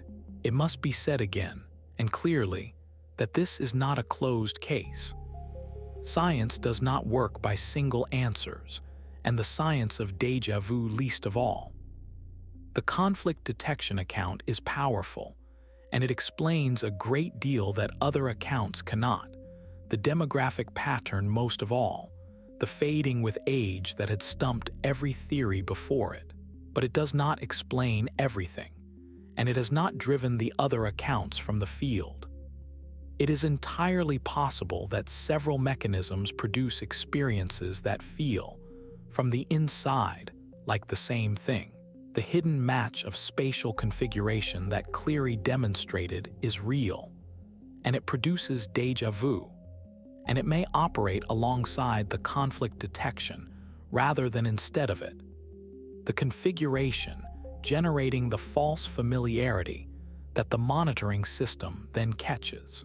The divided attention that lays down a weak and ghostly trace is real, and it too may feed the same machinery, supplying the false familiarities that the auditor flags. The neurological accounts, the transmission delays, and the isolated firings in the temporal lobe capture something true about the physical substrate in which all of this occurs. The honest position, the position the best researchers themselves hold, is that déjà vu is probably not one thing but a small family of related things, arising in several ways, converging on a single recognizable feeling, and that the full account, when it comes, if it comes, will weave several of these threads together rather than crowning any one of them as the whole truth. That openness, that refusal of a single tidy answer, is itself worth dwelling on as the night deepens, because there is a temptation always to want the mystery solved, the case closed, the file stamped and shelved. But some files are better left open, and not out of failure.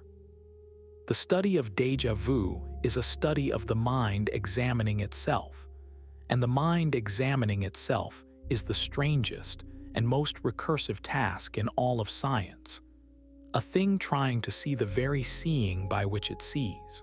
It is no wonder that the answers come slowly and partially, and wrapped in caveats. What is remarkable is that they come at all, that a feeling so brief and so private and so resistant to capture has been coaxed into the laboratory, built to order from word lists and virtual gardens, watched glowing in the frontal regions of a scanned brain, and traced, at least in part, to a particular and comprehensible act of self-correction. That is a real achievement, hard won, and it has changed the meaning of the feeling without quite dispelling its strangeness, which is perhaps the best that science can ever do with the deepest things, to explain them without explaining them away. And the strangeness remains, even now, even after everything.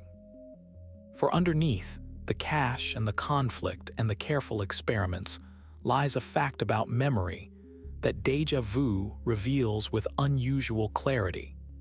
And that fact is genuinely vertiginous when one sits with it in the dark. Memory is not a recording. It is not a faithful archive of the past, sitting in storage, waiting to be played back unchanged. Memory is a reconstruction, built fresh each time from fragments and patterns and inferences, assembled on demand, never quite the same twice, always a little reshaped by the present moment in which it is summoned. Every act of remembering is an act of rebuilding, and every rebuilding is an opportunity for error, for drift, for the quiet insertion of things that were never there. The past we carry is not the past that happened. It is a model of the past, continuously reconstructed, mostly accurate, occasionally not, and we have no direct access to anything else. We never touch the past. We only ever touch our latest reconstruction of it, and we mistake the reconstruction for the thing itself, almost always, almost seamlessly. And we go on, trusting the model, because the model is usually good enough, and because we have no alternative. Déjà vu is one of the rare moments when the seam shows. It is one of the few experiences in which the reconstructive nature of memory briefly becomes visible from the inside, in which a person can feel directly that familiarity and reality have come apart, that the sense of the past and the fact of the past are not the same thing and do not always agree. In that brief flicker, the machinery shows itself. The quick copies and the slow truths, the cache and the auditor, the whole vast unseen labor by which a mind manufactures, moment to moment, the seamless illusion of remembering. Most of the time, labor is invisible, and the illusion is total, and a person moves through their life believing they have direct and reliable access to their own past. Déjà vu is the small crack through which the labor leaks, a momentary failure of the illusion's seamlessness. And in that failure, there is, paradoxically, a kind of truth that the seamless version conceals. The uncanny feeling is, in its strange way, more honest than the comfortable certainty that surrounds it. It is the moment the mind admits, briefly and against its own habit, that it does not simply remember but reconstructs, and that the reconstruction can fail, and that it knows the reconstruction can fail, and that it watches for the failure and catches it, and shivers as it does. There is something fitting, even beautiful, in the noir cast of this whole investigation. The dim room, the unreliable witness, the records that do not balance, the patient auditor working alone by a single lamp through the long hours of the night. For that is exactly what the mind is in the end when it comes to memory. It is a detective with only one witness, and the witness is itself, and the witness lies, not from malice, but from the simple nature of reconstruction, supplying confident testimony about events it has half invented, certain of things that never happened, vague about things that did. And the only defense the mind has against this unreliable witness is its own vigilance, its own willingness to cross-examine its testimony, to check the quick, confident answers against the slower, harder evidence, to notice when the story does not hold together, and to flag the inconsistency rather than wave it through. Déjà vu is a glimpse of that cross-examination in progress, a moment when the detective catches the witness in a small contradiction and pauses, and frowns, and feels the brief cold certainty that something in the testimony is false, before the moment passes, and the interrogation moves on, and the case, as always, stays open. The dark is full of this kind of quiet work that goes on whether or not anyone is watching, work that asks for no credit and receives none. The endless, unglamorous labor of a system keeping itself honest in the absence of any external check.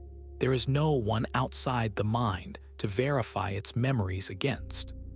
There is no master record to compare them to. The mind is utterly alone with its own reconstructions, and the only thing standing between it and a slow descent into the engineer's armchair, into the perpetual, unbroken false recollection where everything has happened before, and nothing can ever be new, is its own willingness to doubt itself, to check, to audit, to flag the entries that do not balance. That willingness is not guaranteed. It can fail, as it failed for the engineer, eroded cell by cell, until nothing remained to insist on the difference between the felt and the real.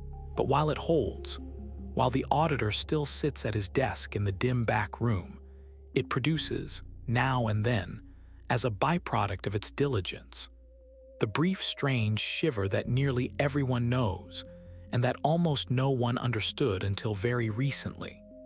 The feeling of standing in a moment that has happened before, and knowing, even as the feeling insists otherwise, that it has not. Perhaps the deepest comfort in all of this is the reframing it offers of an experience that has frightened people for as long as there have been people to be frightened. The feeling that seems to point toward fate, toward the supernatural, toward a crack in the order of things, turns out to point in exactly the opposite direction, toward order rather than its breaking, toward a mind so well ordered that it polices its own records and catches its own errors and refuses, even briefly, even at the cost of a moment's unease, to let a falsehood pass for truth. The shiver is not the universe glitching. It is self-proofreading. It is the mind, in the middle of an ordinary day, pausing over a single line of its own continuous story and finding it slightly off and marking it and moving on. There is no fate in it, no prophecy, no past life, no thinning of the veil. There is only a tired old auditor in a dim room, doing his job, keeping the books, and occasionally, for reasons that science is still slowly uncovering, letting one small moment of his vigilance rise high enough into the light to be felt as the strangest of feelings, the feeling of already seen. There is a last thought to rest in before the night closes over, and it concerns time, and the strange place the present moment occupies within it. A person lives, always and only, in the present. That is the one inescapable fact of conscious existence. The past is gone, available only as reconstruction, and the future has not arrived, available only as anticipation. And the thin, bright edge of now is the only place anyone has ever actually been. Every moment of every life has been lived in that same narrow present, the past forever receding behind it, and the future forever opening ahead, and the self forever poised on the moving edge between them, carried along, unable to step off. And memory is the rope the self throws back across the widening gap, the only line of connection to everything that has been, the only thing that makes a life feel continuous rather than a disconnected series of unrelated nows. Without memory, there would be no past at all, only an endless present, each moment arriving fresh and unconnected and immediately lost. Memory is what binds the moments into a life. It is the thread on which the beads of experience are strung, and it is a fragile thread, and a fallible one, and déjà vu is one of the rare places where its fallibility briefly shows. What the feeling reveals in the end is how strange it is that the rope holds it all. The present is always new. By the simple logic of time, no moment has ever happened before, none can have. Each is the first and only occurrence of itself, arriving once and never again. And yet the mind, casting its rope backwards, sometimes catches the present moment in the loop meant for the past. And for an instant the new wears the clothing of the old, and the only place anyone has ever been feels suddenly like a place returned to.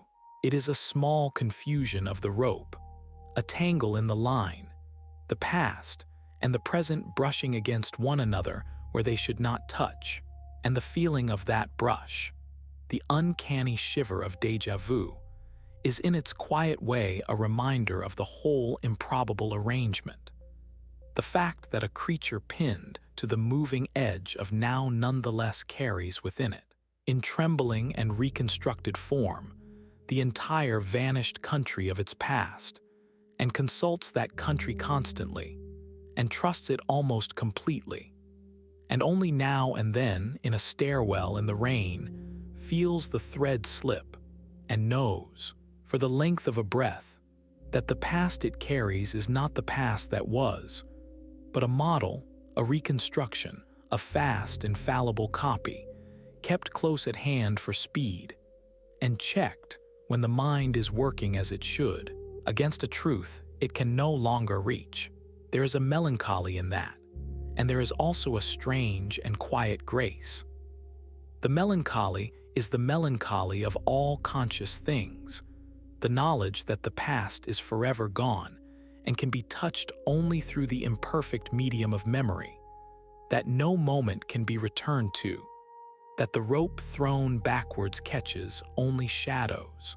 But the grace is the grace of a mind that knows this about itself, that does not pretend its reconstructions are the things themselves, that checks and audits and flags and corrects, that keeps as honest a record as a fallible system can keep, and that, in the very act of keeping it honest, produces now and then this small, uncanny feeling, the feeling of the rope slipping, the feeling of the present mistaken for the past, and then gently corrected. To feel it is to be reminded, briefly and without words, of the whole vast patient labor by which a self is held together across time, and of how nearly seamless that labor is, and of how rarely it shows, and of how, when it does show, it shows not as a failure but as a small bright proof that the labor is being done. And so the long night settles toward its close, the way these things should, growing quieter rather than louder, dimmer rather than brighter. The great questions left standing open in the dark where they belong. The feeling will come again, to nearly everyone, a few times a year for the young, less often for the old, in stairwells and kitchens, and on roads seen through rain. It will arrive without warning and leave before it can be examined, carrying its small, impossible sentence. This has happened before, and its quiet, contradicting answer, this cannot have happened before, and the two voices will hold their disagreement for the length of a held breath, and then the moment will pass. But perhaps now, the moment can be received a little differently, not as a crack to be feared, not as a glitch to be worried over, but as a brief and private glimpse of the mind at its quiet work, checking its own records by the light of a single lamp, catching a small mistake before it can take root, keeping the long story of a life as honest as it can be kept, a sign of a system working, a sign of an auditor still at his post, a sign, in the truest and gentlest sense, of a mind in good health, still sharp enough to argue with itself, still willing, now and then, to look up from the records and say, quietly into the dark, no, this only feels true, and let the false thing go. There is no need to chase the feeling, or to fear it, or to read into it more than it contains. It is enough to know what it is, or what it may be, as far as the slow, careful work of science has been able to tell. It is enough to lie in the dark and consider the strange and patient machinery of one's own remembering, the quick copies and the slow truths, the cache and the auditor, the endless unseen labor by which the mind builds, moment to moment, the seamless illusion of a remembered past, and the rare brief flickers in which that labor shows itself, and the quiet diligence that flickers reveal. It is enough to rest in the knowledge that the mind is mostly honest with itself, that it checks its own work, that it catches what it can, and that the strangeness which has frightened so many for so long is, at its root, a kind of care. The care a system takes to keep itself true. The dark is full of that care, working away unseen, asking nothing, keeping the books.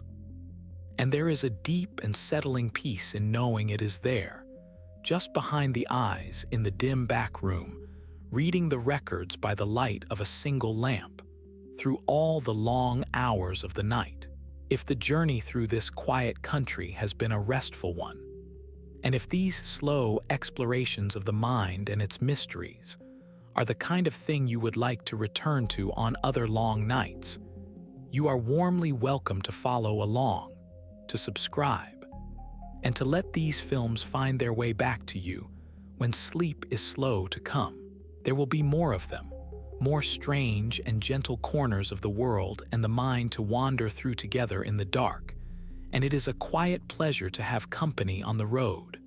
Rest now. The auditor is at his post. The records are being kept, and whatever the morning holds, this moment at least is new and yours, and has never once happened before.